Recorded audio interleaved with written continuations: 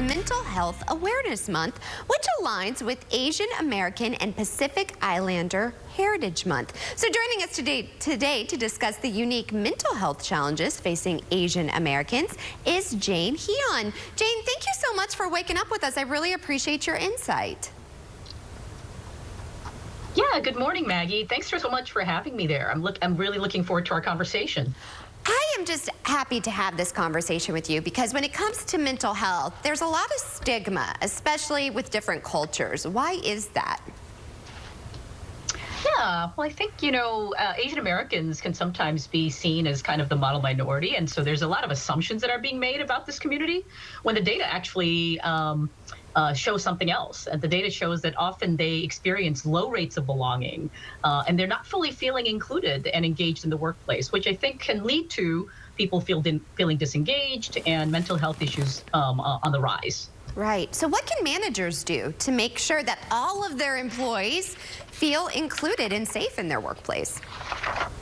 Yeah, such a great question. I think there are many things we can do. I think one of the things to look at is every company has something called engagement scores. They do every year to see, are my employees fully engaged in my company? Do they feel like they can contribute their very best? I think it's important to look at the data and really kind of disaggregate it to see, are there populations of people that are not as engaged? So looking at men and women, looking at the different ethnic communities could be a good start. On a practical level, as far as one-on-one, right, working with your teams and working with your employees, I think one of the things you could do is really think about how can I meet my employees where they are? What are some things I can do to really make them feel included? And that means maybe having more regular one-on-ones. And not waiting for the annual review season to give people feedback, right? I mean, you don't want to be surprised at the end of, 9 months that, maybe there's some things you need to work on. So I think having regular one-on-one check-ins with your employees is really good. I think the other thing is checking your cultural biases, right, before you give feedback. Are you operating from your cultural preferences and what you want to see versus, this person may have a different cultural perspective and maybe socialize in a different cultural setting at home. What are some things I need to do to understand that? So I think taking those perspectives can be really helpful and can go a long way in helping people feel like they're seen and understood. Yeah, and everybody just wants to feel like they're seen and understood. You cover this a lot in your book. Tell us a little bit about that and where we can get more information.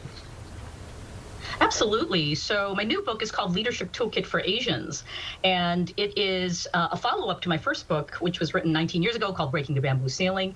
And this new book is basically about how can we help Asian leaders be the most authentic as they can be. And so how do they bring their full cultural selves to the workplace and contribute so that the company can be more effective as well? And that means paying attention to things like mental health, things like taking care of yourself and looking inward, which can be not the most automatic sometimes for Asian families that may have not grown up with knowing that this is something possible for them in the workplace. Right. Well, I've really enjoyed chatting with you, and I'd love to have you back on the show. I think these are all resources we all can use in our lives. So thank you so much and for shining light on this. It's a really important topic. Absolutely. I'd love to be back, and thank you so much, Maggie, for shining a light and letting me do it. Of course. Yeah. Have a great one. You too. Thank you. I love when I meet just really amazing people and amazing women making a difference. And like she said, I think what really stood out to me, is everyone